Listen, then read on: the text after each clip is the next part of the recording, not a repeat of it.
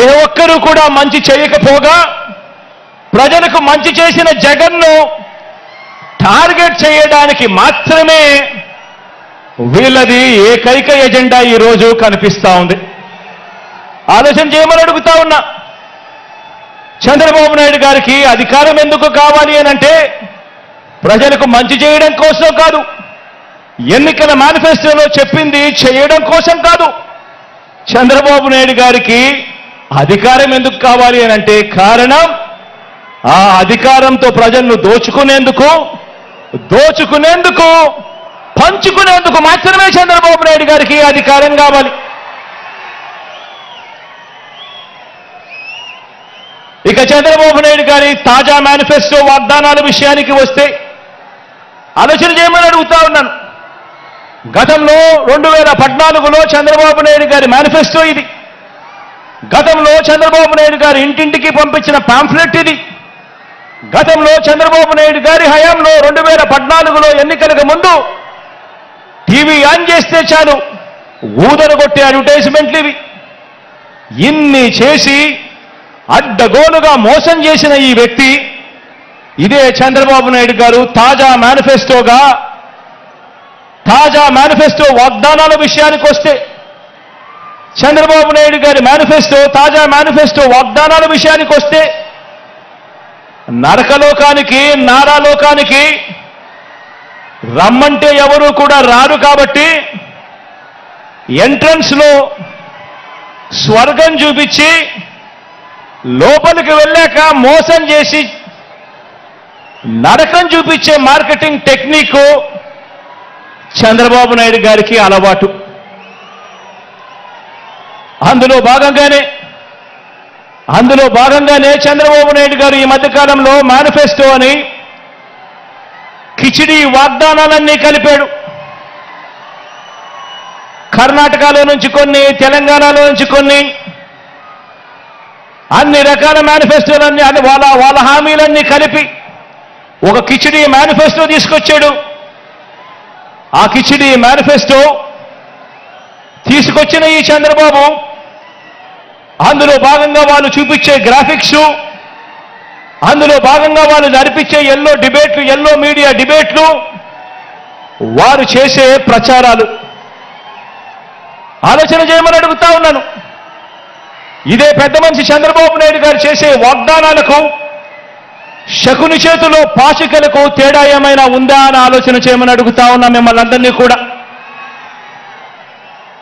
అందుకు భిన్నంగా చంద్రబాబు నాయుడు గారి క్యారెక్టర్కు భిన్నంగా మనందరి ప్రభుత్వం కరోనా కష్ట సమయంలో కూడా ఏమాత్రం కూడా సాకులు చూపకుండా పేదలందరికీ కూడా మేనిఫెస్టోలో ఇచ్చిన ప్రతి మాట ప్రకారం సంక్షేమ పథకాలన్నీ కూడా ప్రతి ఇంటికి అందించాం, ఇంటింటికి అందించాం. నేరుగా మీ బిడ్డ బటన్ నొక్కుతా ఉన్నాడు. నేరుగా నా అక్క చెల్లెమ్మల కుటుంబాల ఖాతాల్లోకి డీబీటీ పద్ధతిలో ఎక్కడా ఎవరు లంచాలు అడగడం లేదు, ఎక్కడా ఎవరు వివక్ష చూపడం లేదు. నేరుగా నా అక్క చెల్లెమ్మల కుటుంబాల ఇళ్లకు అక్షరాల 2,65,000 కోట్ల రూపాయలు నేరుగా మీ బిడ్డ బటన్ నొక్కడం, నేరుగా నా అక్క చెల్లెమ్మల కుటుంబాల ఖాతాల్లోకి వెళ్ళిపోవడం జరుగుతా ఉన్న పరిస్థితిని గమనించమని అడుగుతా ఉన్నా.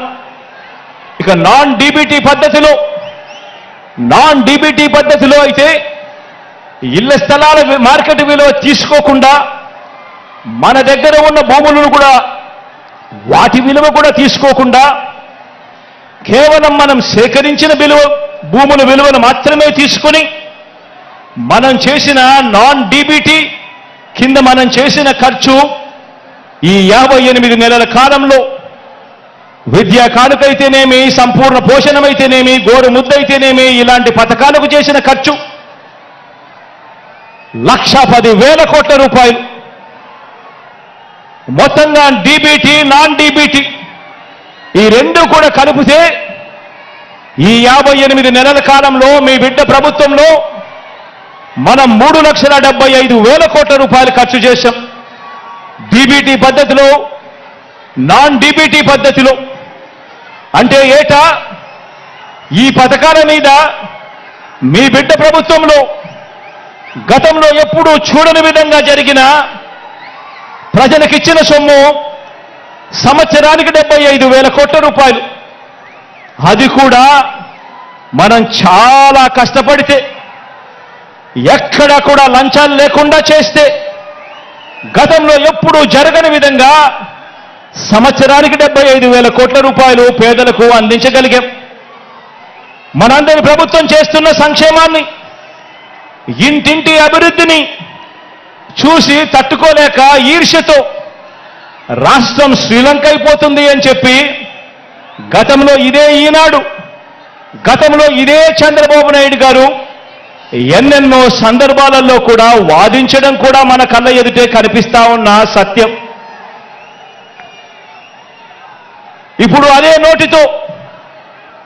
అదే నోటితో మరోసారి మోసం చేసేందుకు, అలాగే చెప్పేవి ఇప్పుడు అదే నోటితోనే అలాగే మోసం చేసేందుకు, ఎలాగూ చెప్పేటివన్నీ కూడా అబద్ధాలే కదా,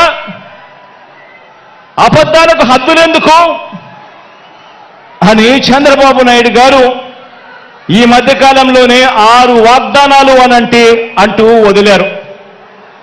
ఈ వాగ్దానాలకు ఏటా ఖర్చెంత అవుతుంది అని చెప్పి మా ఫైనాన్స్ వారందరినీ కూడా లెక్కలు తీయమని అడిగారు.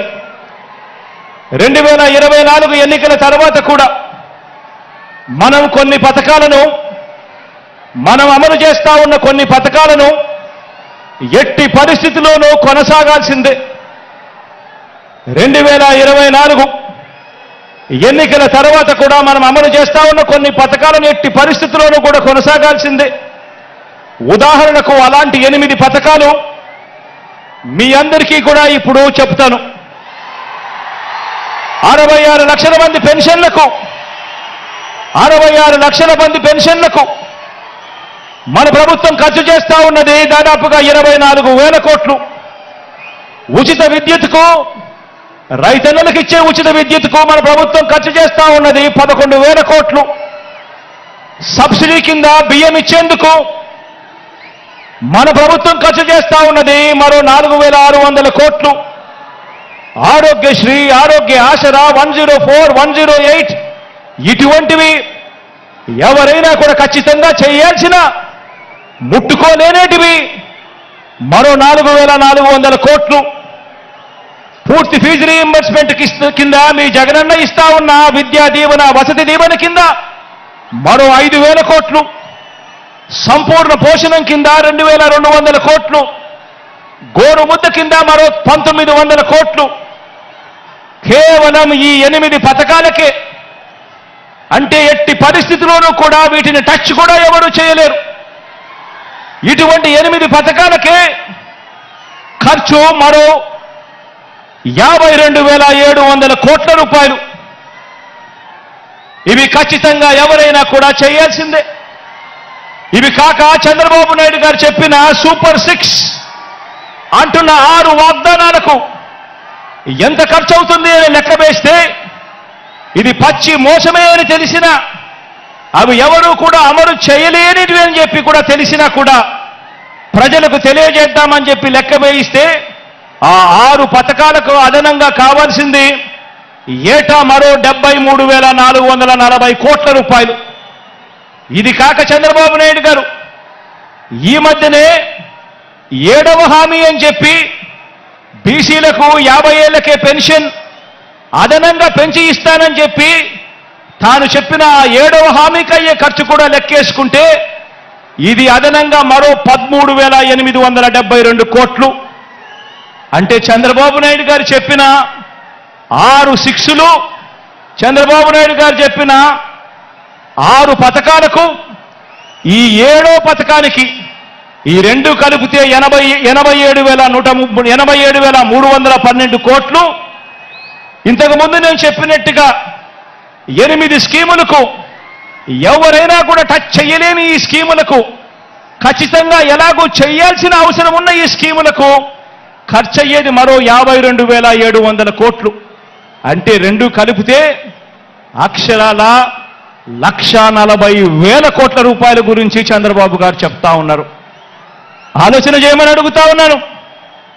ప్రతి సంవత్సరం 1,40,000 కోట్ల రూపాయలు అంటే మనం ఎంతో కష్టపడితే ఎక్కడా లంచాలు లేకుండా ప్రజల చేతికే ఇస్తే గతంలో ఎప్పుడూ జరగని విధంగా పాలనలో ఎన్నో మార్పులు తీసుకువచ్చి మరీ పాలన చేస్తే మీ బిడ్డ ప్రభుత్వం ఎప్పుడూ జరగని విధంగా లంచాలు లేకుండా వివక్షలు లేకుండా పూర్తిగా కట్టడి చేసి ఎంతో కష్టపడితే ఇవ్వగలిగింది సంవత్సరానికి 75,000 కోట్లయితే మరి ఇవాళ చంద్రబాబు నాయుడు గారు చెప్తా ఉన్న హామీలు ఇప్పటికే 1,40,000 కోట్ల రూపాయలు దాటుతా ఉన్నాయి అంటే ఇక ఆలోచన చేయండి.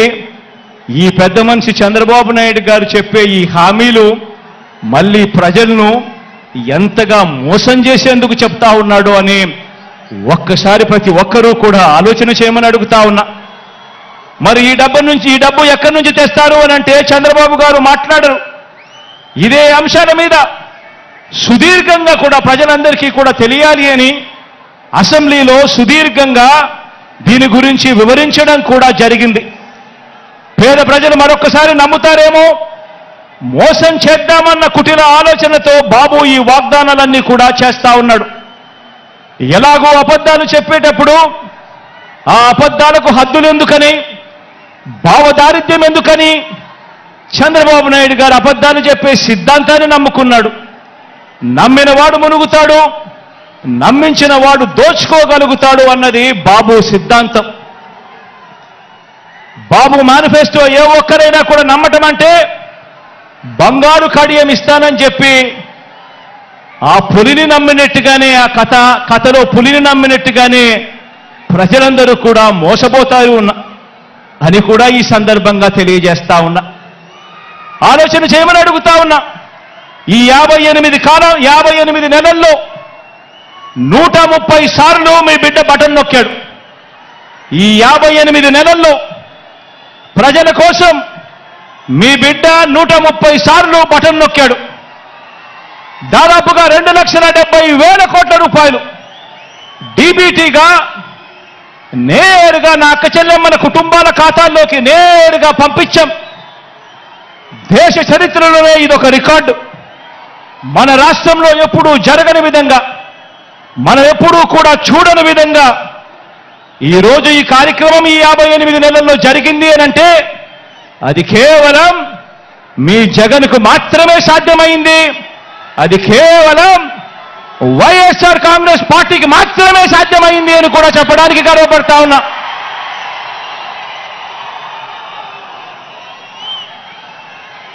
ఇవన్నీ కొనసాగాలంటే ఈ ప్రయోజనాలు అందుకున్న ప్రతి ఒక్క కుటుంబం, ప్రతి ఒక్కరూ కూడా మనకు స్టార్ క్యాంపెయినర్గా వీళ్ళందరూ కూడా కుటుంబాలు బయటికి రావాలి. వారు ఓటు వేయడమే కాకుండా 100 మందికి చెప్పి ఓటు వేయించాలి. ప్రతి ఒక్కరూ కూడా ప్రతి ఒక్కరి దగ్గరికి వెళ్ళి ఓటు వేయించడమే కాకుండా ప్రతి ఇంట్లోనూ కూడా చెప్పాలి,